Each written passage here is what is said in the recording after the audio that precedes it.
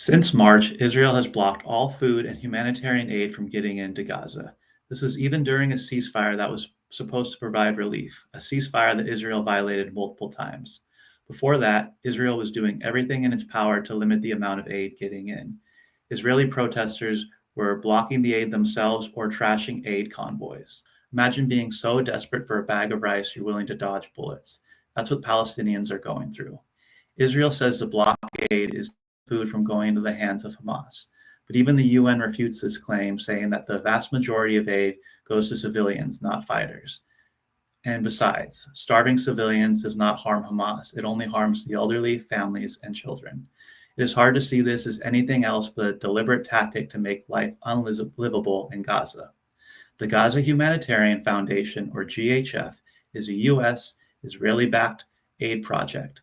Jake Wood, its leader, is a military veteran who oversees disaster relief programs. But the UN is already critiquing this program, saying it is more about politics than helping people. Essentially, it is using starvation as a bargaining tool. The GHF was set up without any Palestinian input. If you're trying to help a group of people, wouldn't you want their input? Instead, it's a project run by Western security forces in coordination with Israel while Gaza is under total siege. This is just another way for Israel to tightly control aid. The GHF is a setup to gather Palestinians, trap them, and pick them off. It is a Hunger Game on steroids. Occupation disguised as humanitarian aid.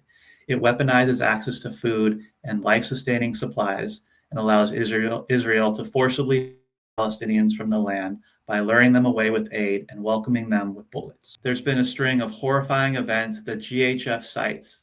On June 1st, Israel forces fired on civilians trying to get food, killing 3 and injuring over 30. The next day, June 2nd, another shooting left at least 27 dead. On June 8th, 12 more were killed at 2 separate points.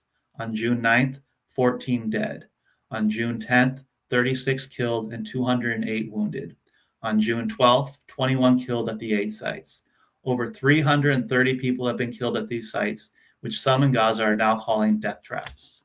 Imagine this, you're starving. You hear there's aid nearby, but you have to dodge bullets to get there. How desperate would you have to be to leave? That's the issue many Palestinians are facing right now.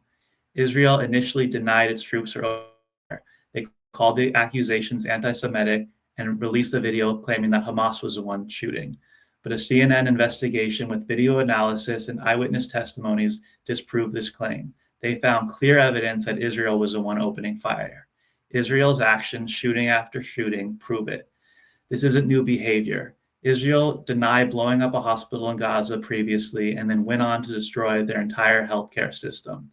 The pattern's clear. Deny, deflect, repeat. It looks like HF is just another way for Israel to occupation by pretending to be a well-meaning aid organization. The GHF is just an example of what we can call charity washing, using aid to mask foreign intervention in another country. It's not about helping, it's about control. Jake Wood, the leader of the GHF, resigned, saying this was going against humanitarian principles like neutrality and independence. It's like he's admitting the whole thing was a front. Don't you find it kind of odd that the same countries we're providing aid to, we also provide the weapons to bomb them? That's been our foreign policy for over 50 years. We're fed a lot of stories about who the bad guys are, but the more I learn, the more I see the US and its allies, including Israel, at the center of this global suffering. The US is not a force for good in the world. In fact, we are the largest source of terror. If you look at the numbers, we've caused way more civilian deaths than the countries we're trained to hate, like Russia, China, and Iran. Those countries are just trying to survive a world dominated by us. We are bombing, blockading, and funding chaos while calling it freedom. Many Americans still refuse to see through the propaganda. They still believe Fox News or NPR, wherever they're getting their news from, or we're sold lie after lie to get us involved in another war. Gaza is a perfect example. Here we are bickering over who would have been worse, Trump, Biden, Kamala, while missing the fact that both sides are complicit in genocide. The GHF is on pause after the shootings, but the blockade is still choking Gaza. Palestinians continue to organize, demonstrate their resilience and human spirit. But the reality is grim. Israel's not letting up, and the U.S. is backing them up, no questions asked. Any president serious about peace would have to confront Israel head on. But given our foreign policy and our government is so intertwined with theirs, that does not seem likely. If this hits you hard, it should.